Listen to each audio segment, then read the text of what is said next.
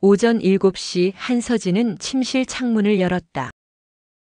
차가운 공기가 얼굴을 스쳤다. 그녀의 35해가 빚어낸 완벽하게 예측 가능한 아침이었다. 밥솥의 김, 익숙한 인스턴트 커피 향, 그리고 남편 강민호의 깊은 잠.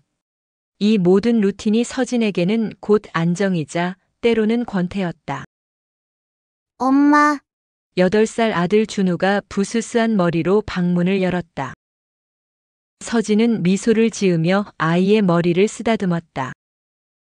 이 아이만이 그녀의 멈춰버린 일상에 유일한 생기를 불어넣는 존재였다. 응, 우리 준우도 일어났네? 세수하고 와. 서진은 부엌으로 향했다. 밥솥에서 김이 오르고 냉장고 문을 열어 반찬을 꺼냈다. 김치찌개 끓이는 소리가 주방을 가득 채웠다. 서진이 냄비 옆에 서 있을 때 뒤에서 묵직한 목소리가 들렸다. 여보, 커피 한 잔만. 남편 강민호가 침실에서 나왔다. 키 큰 체격의 단정한 얼굴, 넓은 어깨, 건설사 현장 소장다운 모습이었다. 서진은 인스턴트 커피를 타서 건넸다. 오늘도 일찍 나가? 응, 현장 점검이 있어서. 저녁엔 일찍 들어올게. 민호는 커피를 마시며 신문을 펼쳤다. 경제면을 훑어보는 모습이 진지했다. 10년 넘게 함께 살아온 부부의 대화는 간결했지만 이제는 간결함이 무관심으로 느껴지기 시작한 지 오래였다. 서진은 초등학교 행정실에서 일했다. 안정적이었지만 영혼 없는 일. 민호의 수입과 합쳐져 아이 하나 키우며 살만했다. 표면적으로는 완벽한 중산층 가정이었다. 준우야, 밥 먹어. 아이가 식탁에 앉았다. 작은 입에 밥을 넣어주며 서진은 시계를 보았다. 8시 20분 출근 준비를 해야 했다. 엄마는 언제 와? 아빠가 먼저 올 거야. 평소처럼 5시쯤. 준우는 고개를 끄덕였다. 아이는 부모의 패턴을 잘 알고 있었다. 민호가 현관문을 나서며 말했다. 그럼 나 가볼게. 준우 잘 챙겨. 응, 조심해서 가. 서진은 아이를 유치원에 데려다 주고 출근했다. 학교 행정실은 조용했다. 동료들과 인사를 나누고 자리에 앉았다. 서류를 정리하고 전화를 받고 학부모 상담을 도왔다. 반복되는 업무였지만 불만은 없었다. 점심시간 핸드폰이 울렸다. 언니? 익숙한 목소리였다. 사촌 동생 이나영이었다. 나영아, 웬일이야? 언니, 부탁이 있어서. 목소리에 기운이 없었다. 서진은 자리에서 일어나 복도로 나갔다. 무슨 일인데? 우리 부모님이 이혼하셨어. 서진은 잠시 말을 잃었다. 고모 부부는 나영이 어릴 때부터 자주 다퉜지만 이혼까지 갈 줄은 몰랐다. 갑자기 왜? 아버지가 다른 여자랑 어머니가 견디다 못해서. 나영의 목소리가 떨렸다. 20살 대학교 2학년. 아직 어린 나이에 감당하기 어려운 상황이었다. 지금 어디 있어? 고시원에 있어.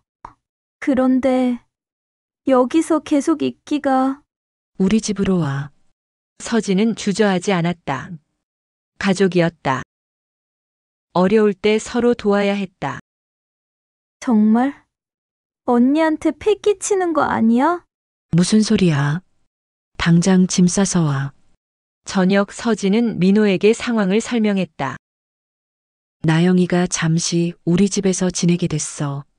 민호는 고개를 끄덕였다. 그래야지. 가족인데 뭘. 고마워. 뭘. 나도 나영이 어릴 때부터 봐왔잖아. 실제로 민호와 나영은 낯설지 않았다. 명절 때마다 만났고 나영은 민호를 편하게 오빠라고 불렀다.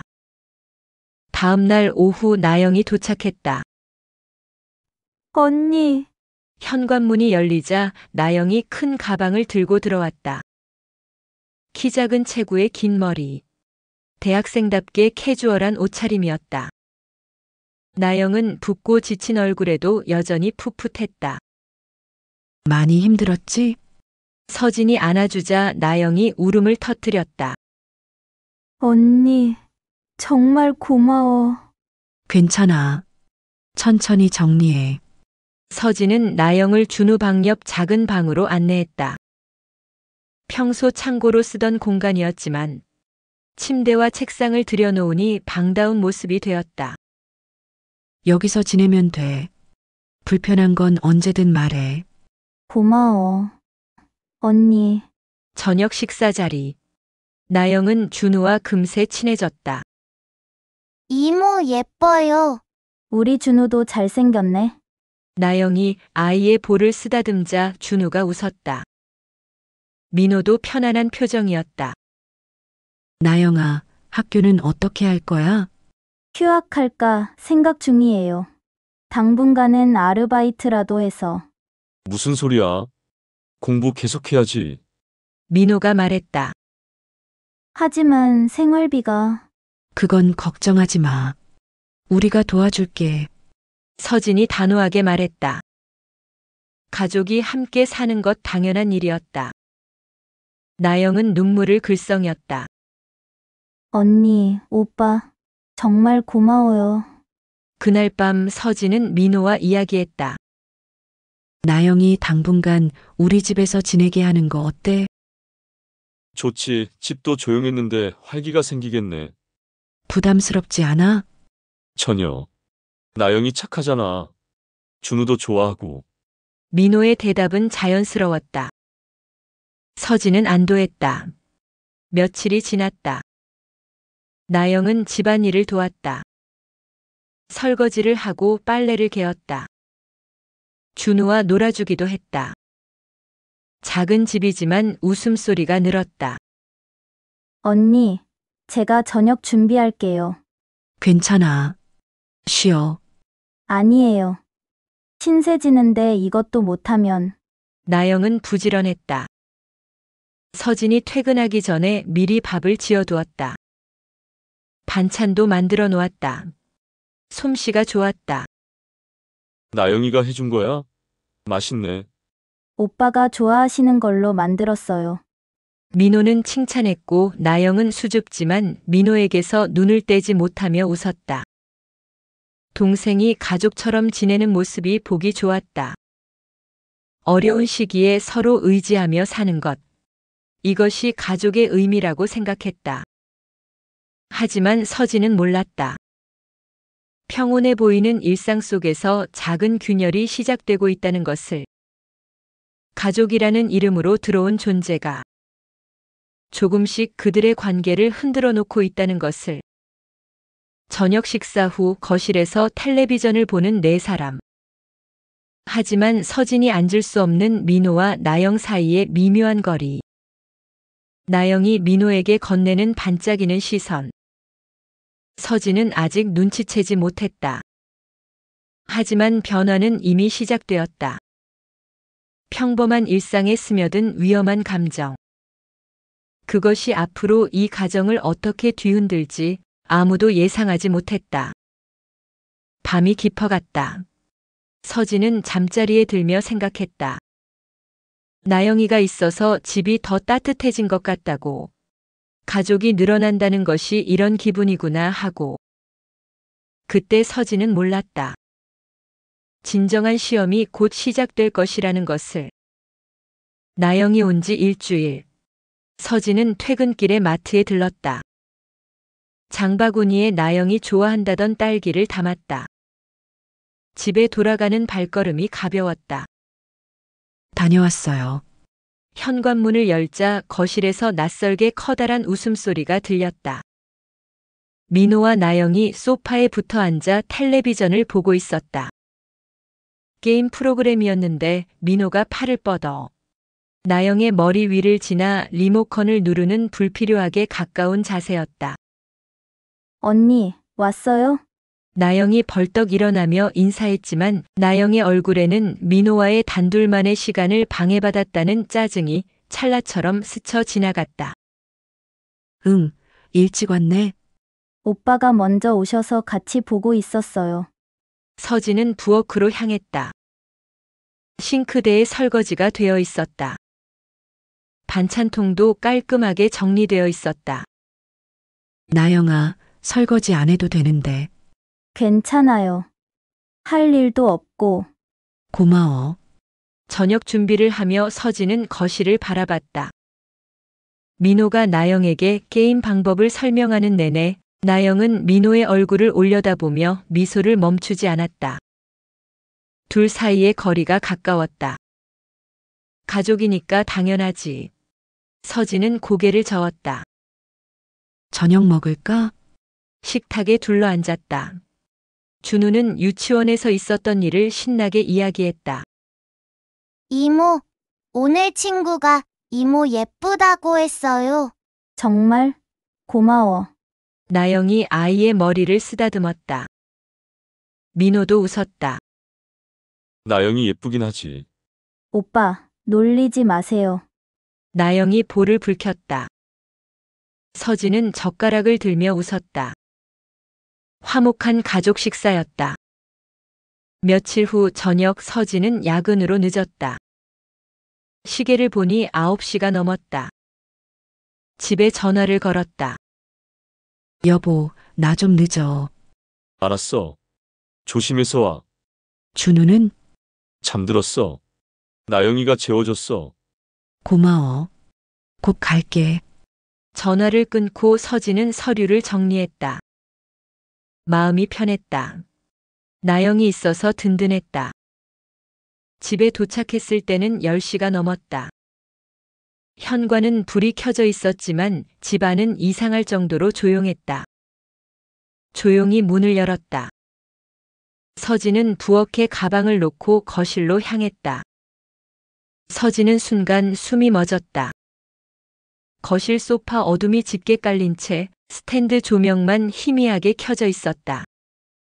민호와 나영이 소파 깊숙이 앉아 있었다. 둘은 하나의 두꺼운 담요를 덮고 있었고 나영의 머리는 민호의 어깨에 기대어 있었다.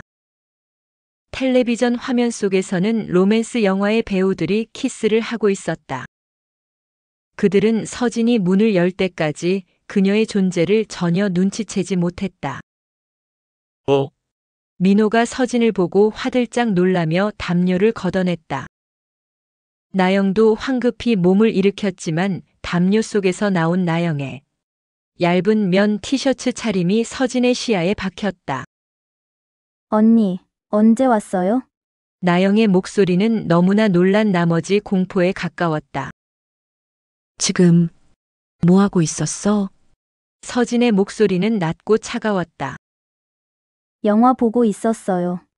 나영이가 추워해서 같이 덮고 있었어. 민호는 담요를 정리하며 말했다. 그래, 서진은 고개를 끄덕였다. 하지만 같이 덮고 있었다는 말이 서진의 귓가에서 유난히 맴돌았다. 뭔가 어색한 기운이 느껴졌다. 늦었는데 들어가서 자지. 네. 언니, 나영이 일어났다. 민호도 텔레비전을 껐다. 나도 들어갈게. 서진은 침실에서 잠옷으로 갈아입었다. 민호가 화장실에서 나오자 물었다. 오늘 무슨 영화 봤어? 로맨스 영화였어. 나영이가 보고 싶어 해서. 그래, 서진은 더 묻지 않았다. 하지만 마음 한구석이 얼어붙었다. 그들이 함께 나눈 온기와 침묵, 그리고 영화 속 키스 장면. 그 모든 것이 가족이라는 울타리 안에서 벌어질 수 없는 사적인 친밀함이었다. 다음 날부터 서진은 조금씩 변화를 느꼈다. 나영이 민호에게 말하는 톤은 순수함을 가장한 애교와 유혹으로 가득 차 있었다. 오빠, 커피 드릴까요? 오빠, 이거 어떻게 하는 거예요? 오빠라는 호칭도 예전보다 자주 들렸다. 민호 역시 서진에게는 사라진 세심함과 인내심을 보여주었다. 나영아, 힘들면 말해. 나영이는 이런 거 좋아하지? 서진은 신경이 쓰였지만 내색하지 않았다. 자신이 예민한 걸 수도 있었다. 어느 토요일 오후, 서진은 준우와 함께 놀이공원에 갔다. 민호는 회사 일로 나갈 수 없다고 했다. 나영은 집에서 쉬겠다고 했다. 우리만 가도 재밌을 거야. 서진은 아이의 손을 잡고 집을 나섰다. 하루 종일 놀이공원에서 지쳐 돌아온 서진은 잠든 준우를 안고 계단을 올랐다. 현관 앞에서 멈췄다. 집안에서 웃음소리가 들렸다. 민호와 나영의 목소리였다. 단순한 대화가 아닌 둘만이 아는 농담에 대한 친밀한 웃음이었다. 정말요? 서진은 조용히 문을 열었다. 다녀왔어요. 민호와 나영은 주방 싱크대 앞에 나란히 서 있었다. 둘 다 놀란 표정이었다. 민호는 손에 물기를 닦고 있었고 나영은 손목을 급히 가리는 듯한 행동을 했다. 벌써? 응. 준우가 피곤해해서. 서진은 준우를 재우러 들어가기 전 민호에게 차가운 시선을 던졌다. 잠든 준우를 눕히고 나온 서진은 주방으로 향했다. 주방에서 민호가 혼자 있었다. 나영은 보이지 않았다. 나영이는 방에 들어갔어. 뭐 하고 있었어? 요리 이야기하고 있었어. 나영이가 새로운 요리 배우고 싶어 해서. 민호의 대답이 자연스러웠다. 하지만 서진은 뭔가 어색함을 느꼈다. 그날 밤 서진은 민호에게 조심스럽게 물었다. 나영이랑 많이 친해졌네. 응, 그런가? 요즘 자주 같이 있더라. 집에 있으니까 자연스럽게 만나게 되지. 민호의 대답은 담담했다. 서진은 더 묻지 못했다. 자신이 의심병에 걸린 것 같아서였다. 일주일이 더 지났다. 서진의 불안은 커졌다. 작은 것들이 계속 눈에 띄었다. 나영이 민호 앞에서만 보이는 웃음. 민호가 나영에게만 하는 친절한 말투. 둘이 나누는 시선. 어느 저녁 식사 시간이었다. 오빠, 내일 시간 있으세요? 나영이 물었다. 왜? 쇼핑 같이 가주실 수 있어요? 뭘 사야 할지 모르겠어서. 서진이 입을 열었다. 내가 같이 갈게. 아니에요. 언니는 바쁘시잖아요. 괜찮아. 오빠가 같이 가주시면 돼요. 나영의 목소리에 애교가 섞여 있었다. 서진은 젓가락을 내려놓았다. 나영아, 네. 우리 좀 얘기할까? 식사 후 서진은 나영을 부엌으로 불렀다. 민호는 거실에서 텔레비전을 보고 있었다. 나영아, 혹시 말을 시작하려다 멈췄다. 뭐라고 말해야 할지 몰랐다. 언니, 왜요? 아니야. 그냥 서진은 고개를 저었다. 확실한 것도 없는데 동생을 의심할 수는 없었다. 하지만 그날 밤 서진은 결심했다. 더 주의 깊게 살펴보기로. 다음 날부터 서진은 작은 변화들을 놓치지 않으려 했다. 민호의 표정, 나영의 행동, 둘 사이의 분위기. 그리고 며칠 후 결정적인 순간이 왔다. 서진이 일찍 퇴근한 날이었다. 집 앞 계단에서 열쇠를 찾고 있을 때였다. 고마워요. 오빠, 나영의 목소리가 들렸다. 뭘? 이런 거야 당연하지. 민호의 목소리였다. 평소보다 부드러웠다. 서진은 문을 열었다. 다녀왔어요. 거실에 아무도 없었다. 주방에서 소리가 났다. 언니, 나영이 나타났다. 얼굴이 붉어져 있었다. 일찍 왔네. 민호도 나왔다. 표정이 어색했다. 뭐 하고 있었어? 요리하고 있었어요. 나영이 대답했다. 하지만 가스레인지는 꺼져 있었다. 서진은 더 이상 참을 수 없었다. 민호 씨, 나영아. 우리 셋이 좀 얘기하자. 거실 소파에 앉았다. 서진이 입을 열었다. 혹시 내가 모르는 일이 있는 거야?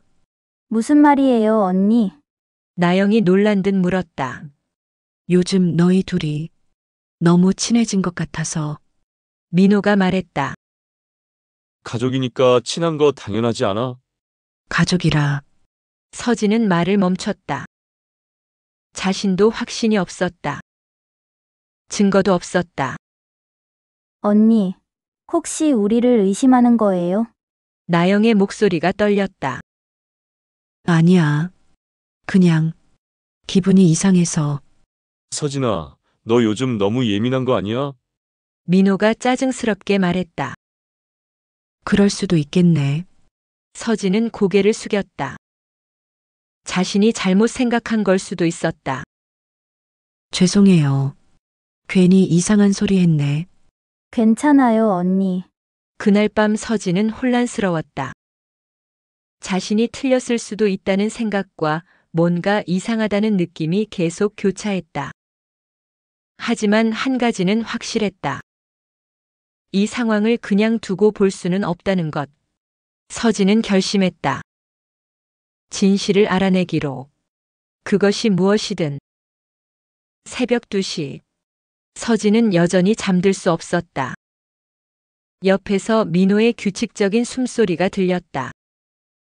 평소와 다름없는 모습이었다. 내가 너무 예민한 건가? 마지막으로 스스로에게 물었지만 답은 이미 정해져 있었다. 예민함이 아니라 직감이었다.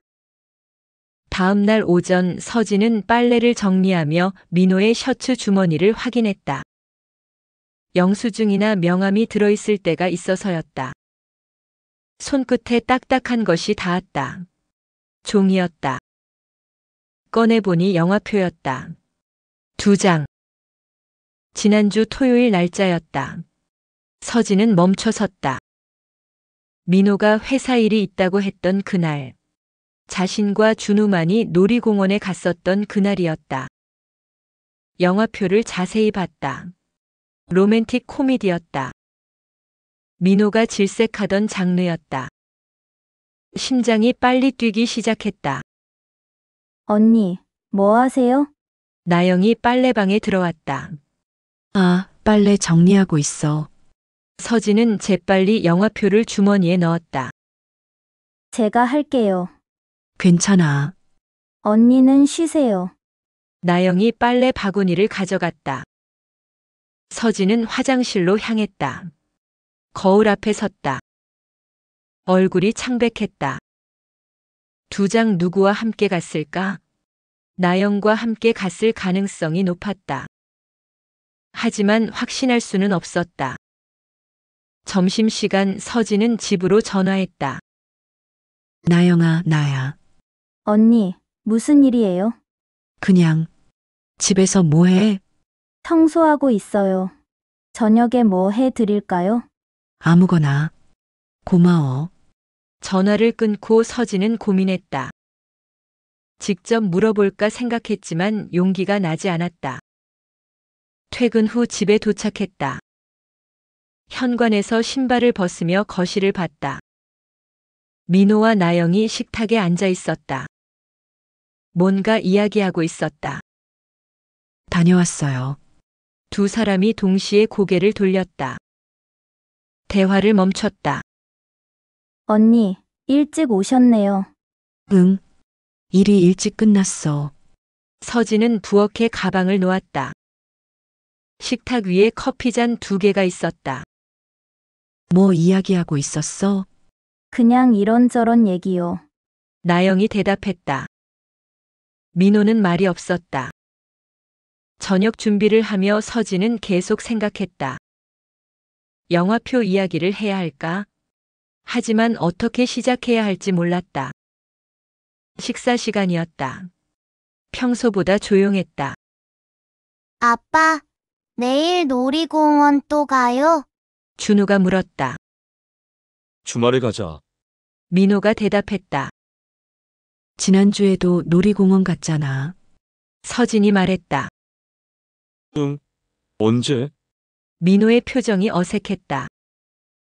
토요일에. 아빠는 일 있다고 해서 나랑 준우랑만 갔잖아. 아, 그때. 민호가 고개를 끄덕였다. 하지만 시선이 불안했다. 그날 밤 서진은 민호가 잠든 후 조용히 일어났다. 거실로 나가 민호의 가방을 뒤졌다. 수첩이 있었다. 펼쳐봤다.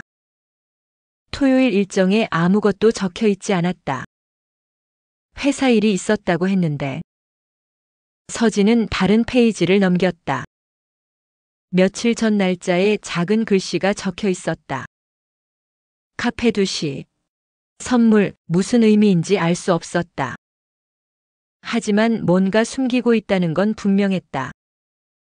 다음 날 오후 서진은 일찍 퇴근했다. 집 앞 편의점에서 음료수를 사며 집을 관찰했다. 창문에 불이 켜져 있었다. 거실에 사람들이 있는 것 같았다. 5분 후 집으로 올라갔다. 다녀왔어요. 거실에 민호와 나영이 있었다. 이번에는 소파에 조금 떨어져 앉아 있었다. 일찍 왔네. 민호가 말했다. 응. 일이 없어서. 서진은 부엌으로 갔다. 싱크대에 와인잔 2개가 있었다. 낮에 와인을? 이상했다. 혹시 와인 마셨어? 아, 응. 나영이가 스트레스 받는다고 해서. 민호가 대답했다. 무슨 스트레스? 그냥 여러 가지. 나영이 말했다. 목소리가 작았다. 서진은 더 묻지 않았다. 하지만 의심은 커졌다. 그날 밤 서진은 결심했다. 확실한 증거를 찾기로. 다음 날 오전 서진은 민호가 출근한 후 침실에서 나왔다. 나영은 학교에 가고 집을 비운 상태였다. 서진은 냉정하고 차분하게 집안을 살피기 시작했다. 마치 자신의 삶을 해부하는 과학자처럼. 책상 서랍을 열었다. 서류들이 정리되어 있었다. 맨 아래 서랍에서 작은 봉투와 그 옆에 붉은 벨벳 상자를 발견했다. 서진은 심장이 조여드는 것을 느꼈다. 작은 봉투 안에 사진이 들어 있었다. 꺼내봤다. 민호와 나영이 함께 찍은 사진이었다. 카페에서 찍은 것 같았다. 둘 다 웃고 있었다. 서진의 손이 떨렸다. 사진 뒤에 글씨가 적혀 있었다. 좋은 시간이었어요, 나영. 날짜도 적혀 있었다. 일주일 전이었다. 서진은 떨리는 손으로 붉은 벨벳 상자 뚜껑을 열었다. 결혼 후 단 한 번도 보지 못한 상자였다. 상자 안에는 은은하게 반짝이는 목걸이와 귀걸이 세트가 있었다. 그리고 그 아래 빈 반지 보관함이 들어 있었다. 겉보기엔 단순한 액세서리였지만 서진은 직감적으로 그 가격과 의미가 남다름을 알 수 있었다. 그녀의 결혼 기념일 선물은 언제나 저렴한 생활용품이었는데 서진은 분노보다 모멸감에 휩싸였다. 서진은 주저앉았다. 의심이 확신으로 바뀌는 순간이었다. 하지만 이것만으로는 부족했다. 서진은 목걸이 상자를 덮고 나영의 방으로 향했다. 침대 옆 책상에서 발견한 가죽 공책, 나영의 일기였다. 서진은 더 이상 망설이지 않았다. 며칠 전 날짜의 페이지. 나영의 필체는 격정적이었다. 오빠가 사준 목걸이를 차고 영화를 봤다. 언니에게 죄책감이 드는 것도 사실이지만 오빠가 나를 보는 눈빛은 언니를 볼 때와는 다르다. 이건 어쩔 수 없는 감정이다. 오늘 오빠가 내 손을 먼저 잡아주셨다.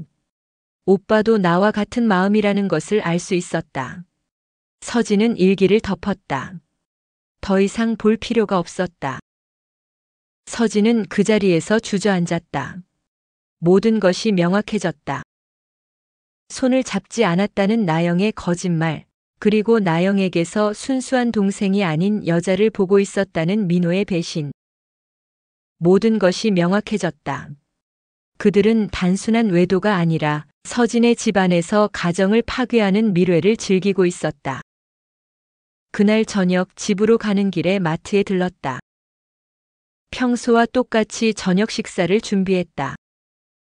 밥, 국, 그리고 민호가 좋아하는 생선구이까지. 완벽하게 준비된 가족의 밥상이었다. 하지만 서진의 마음은 이미 차갑게 굳어 있었다. 8시. 네 사람이 식탁에 둘러앉았다. 민호는 서진의 차가운 기운을 눈치챘는지 평소보다 말이 없었고, 나영은 눈치껏 준우의 이야기를 들어주며 밝은 척했다. 서진은 밥을 먹는 둥 마는 둥 하다가 젓가락을 내려놓았다. 민호 씨, 나영아. 서진의 목소리는 너무나 조용하고 평온해서 오히려 그 속에 담긴 분노의 무게가 느껴졌다. 우리 셋이 좀 진지하게 이야기를 해야겠어. 준우는 엄마의 표정이 무서워 시선을 떨궜다. 민호는 고개를 들었고 나영의 얼굴은 하얗게 질렸다. 준우야, 너는 먼저 방에 가서 레고를 하고 있을래? 엄마 아빠가 중요한 이야기를 해야 해. 준우가 방으로 들어가는 문이 닫히자마자 서진은 가방에서 증거들을 꺼내 식탁 위에 올렸다. 영화표 2장, 목걸이가 들어있는 벨벳 상자, 그리고 나영의 일기장. 이게 뭐야? 민호의 눈이 흔들렸다. 지난주 토요일 회사 일 때문에 바쁘다고 했지? 나랑 준우가 놀이공원에서 돌아왔을 때 당신들은 주방 싱크대 앞에서 뭘 하고 있었고? 서진은 먼저 목걸이 상자를 열어 민호 쪽으로 밀었다. 결혼 10년 동안 나한테는 비싼 세제 살 때도 눈치 주던 사람이 이걸 사줬네. 누구한테? 민호는 말을 잇지 못하고 고개를 떨궜다. 나영은 흐느끼기 시작했다. 언니, 죄송해요. 나영아, 나한테 사과할 시간에 너희가 여기서 뭘 했는지 말해. 서진은 일기장을 펼쳐 나영의 눈앞에 들이밀었다. 네가 오빠와 나눈 사랑, 언니처럼 살고 싶지 않다는 그 감정. 나영은 고개를 들고 울면서 소리쳤다. 저는 언니처럼 감정 없이 습관처럼 사는 결혼이 싫었어요. 오빠는 저에게 잃어버린 꿈을 이야기해줬단 말이에요. 나영의 도발적인 고백에 서진은 피가 차가워지는 것을 느꼈다. 그 순간 민호가 나섰다. 나영이 탓만하지 마, 서진아. 내가 더 잘못했어. 민호는 소파에 주저앉았다. 그의 입에서 나온 말은 서진의 심장을 찢는 칼날 같았다. 너는 너무 익숙했어. 나는 너에게서 더 이상 설렘이나 기대를 느낄 수 없었어. 나영이는 나에게 다시 살아있는 기분을 느끼게 해줬어. 내가 잊고 살았던 젊음과 꿈을. 설렘? 기대? 서진은 증오에 찬 눈빛으로 민호를 노려봤다. 10년의 세월을 고작 설렘이 없다는 이유로 배신해? 내가 당신한테 맞춰서 살았던 이 모든 시간을 재미없다고 무시하는 거야? 당신들이 내 집에서, 내 아이 옆에서, 내 동생과. 서진은 차마 말을 잇지 못하고 떨었다. 그때 준우 방문이 열렸다. 엄마, 아빠, 왜 자꾸 나영 이모 이야기만 해? 준우가 나왔다. 아이는 이미 모든 것을 들은 듯 공포와 혼란이 뒤섞인 눈빛으로 세 사람을 바라봤다. 특히 나영과 민호를 보는 아이의 눈빛은 배신당한 듯한 의문을 담고 있었다. 아, 준우야 괜찮아. 서진이 급히 아이를 안았다. 나영은 아이의 눈빛을 피하며 벌떡 일어났다. 언니, 오빠 제가 나갈게요. 제가 나가야 해요. 나영아 앉아. 민호가 단호하게 나영을 붙잡았다. 나영이 혼자 감당할 일이 아니야. 나도 책임이 있어. 나도 나영이 없이는 안 될 것 같아. 민호의 이기적인 고백은 모든 것을 끝냈다. 서진은 아이를 품에 안은 채 민호와 나영을 번갈아 바라봤다. 그녀의 눈에서는 눈물이 흐르지 않았다. 대신 차가운 결심이 맺혔다. 그래, 이제 알았어. 서진은 준우를 안고 침실로 들어갔다. 잠시 후 침실 문이 다시 열렸다. 서진은 아이를 안은 채 민호에게 말했다. 민호 씨, 당신이 나영이 없이 안 된다고 했지? 그럼 둘이 함께 해. 대신 이 집은 내 거야. 서진은 민호가 들고 있던 핸드폰을 낚아채 나영에게 걸려온 수많은 다정한 문자 메시지들을 민호의 얼굴에 던졌다. 나가. 당장 이 집에서 나가. 나는 당신들이 함께하겠다는 그 낯선 행복이 이 집안에서 단 하루도 이어지는 꼴을 못 봐. 그날 밤 민호는 짐을 싸서 나갔다. 준우에게는 아주 먼 곳으로 장기간 출장 간다고 거짓말했다. 문이 닫히자 나영은 눈물을 흘리며 서진에게 무릎 꿇고 용서를 빌었다. 서진은 나영을 일으켜 세우지 않았다. 내일 아침 네가 발붙일 곳을 알아보고 떠나. 이 집은 너에게 다시 돌아올 기회를 주지 않을 거야. 서진은 나영의 머리 위로 차갑게 읊조렸다. 이제 서진은 사랑하는 아내가 아니었다. 자신의 가정을 지키려는 냉정한 어머니이자 가장이었다. 모든 것이 파괴되었지만 서진의 삶은 지금부터 새롭게 건설될 터였다. 그날 밤 민호가 집을 떠난 후 서진은 차가운 침실에 홀로 누웠다. 더 이상 울지 않았다. 눈물 대신 단단한 결심이 심장에 닻을 내렸다. 다음 날 아침 7시 나영은 짐을 쌌다. 현관문 앞에서 서진과 마주한 나영의 얼굴에는 후회와 죄책감이 뒤섞여 있었다. 언니, 삼촌 댁에서 잠시 지내기로 했어요. 정말 죄송해요. 언니에게서 오빠를 뺏으려던 건 나영아. 서진이 나영의 말을 끊었다. 그녀의 목소리는 너무나 건조해서 감정이 느껴지지 않았다. 선택은 너희가 했어. 너도 민호도. 내 집에서 나가줘. 그리고 네 삶을 살아. 나영은 울음을 터뜨리며 현관문을 나섰다. 서진은 복잡한 감정 없이 그 뒷모습을 창문 너머로 지켜보았다. 나영의 생기는 이 집을 잠식하는 독이었고 이제 그 독이 사라졌다. 일주일 후 민호는 법률 대리인을 통해 연락해왔다. 협의 이혼을 진행하겠다는 통보와 함께 재산 분할에 대한 안을 보내왔다. 나는 양육권을 절대 포기하지 않아. 서진은 변호사에게 단호하게 말했다. 집 명의는 내 이름으로 바꾸고 대출금은 내가 갚을 거야. 그 대신 민호 씨는 양육비와 위자료를 지불해야 해. 위자료는 나영에게 선물한 것의 10배 이상을 요구할 거야. 민호는 서진의 냉정한 요구에 당황했지만 준우의 양육권을 볼모로 잡힐까 두려워 모든 것을 수락했다. 서진은 감정에 휘둘리지 않고 철저히 현실적인 계산에 몰두했다. 잃어버린 정을 보상받는 대신 경제적 독립이라는 새로운 기반을 다지는 길을 택한 것이다. 협의 이혼이 끝난 후 서진의 삶은 강민호의 아내가 아닌 한서진으로 다시 시작되었다. 밤마다 찾아오던 외로움과 공허함은 준우의 엄마이자 가장으로서의 책임감으로 채워졌다. 그녀는 늦게 퇴근하는 날이면 김 할머니에게 따뜻한 국 한 그릇 값을 쥐어드리며 감사 인사를 전했고, 주말에는 아이와 함께 자신이 살 집의 대출 이자를 계산하는 일에 몰두했다. 엄마, 아빠는 언제 와? 지우의 질문은 여전히 칼날처럼 박혔지만 서진은 이제 흔들리지 않고 대답했다. 아빠는 일이 아주 많아서 자주 못 와. 하지만 준우를 사랑하는 마음은 변하지 않아. 그리고 엄마가 준우 옆을 든든하게 지켜줄 거야. 1년 후 서진은 학교 행정실 업무와 병행하며 방과 후 프로그램 기획 전문가 자격증 공부를 시작했다. 더 이상 수동적인 업무에 머물고 싶지 않았다. 자신의 손으로 새로운 가치를 창출하고 싶었다. 서진은 가장 먼저 결혼 반지를 팔아 아이의 통장에 넣었다. 반지의 무게만큼의 금액은 아이의 미래를 위한 비상금이 되었다.